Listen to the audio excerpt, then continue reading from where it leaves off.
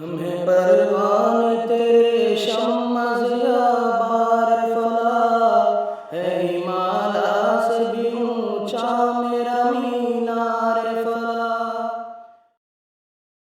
آپ 1972 کے فلاحی ہیں۔ جی جی اس وقت تعداد کم تھی ہاں جی طالب علموں کی، اور آپ کے بیچ میں سے بہت سارے فلاحی شامل نہیں ہو پائے ہیں، ان کے لیے کیا کہنا چاہیں گے آپ؟ ہم ان کے لیے یہی کہنا چاہیں گے کہ بیچارے، میں تو سمجھتا ہوں کہ میرے بیچ کا صرف میں اکیلا ہوں اور کوئی فلاحی نہیں آیا ہے۔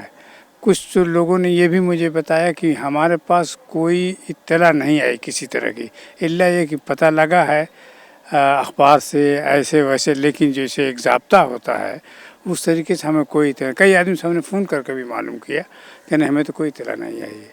ویسے اس کے باوجود ہم آتے، لیکن ہماری مشغولیت مانے ہے، اس وجہ سے ہم نہیں آئے۔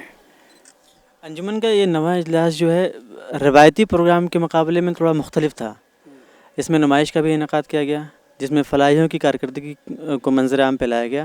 اس کو آپ نے دیکھا، وہ کیسا لگا آپ کو؟ میں تو سمجھتا ہوں کہ روایتی نہیں بلکہ بہت دوسرے تمام اجلاس سے بہت ہی کامیاب اجلاس رہا، بہت مفید باتیں آئیں، اور جو ہمارے طلبہ قدیم، ہمارے بھائی اولڈ بوائز ہیں، ان کے جذبے کو دیکھ رہے ہیں کہ واقعی میں لوگ کتنی لگن میں ہیں جامعہ کی ترقی کے لیے۔ آپ نے 1972 میں فراغت کیا، اس کے بعد سے ظاہر سی بات ہر سال لوگ فارغ ہوتے رہے، اور ہم نے دیکھا کہ اس میں جو شمولیت رہی ہے فارغین جامعہ کی بہت کم رہی ہے، نظر آئی، تعداد کم نظر آئی ہے۔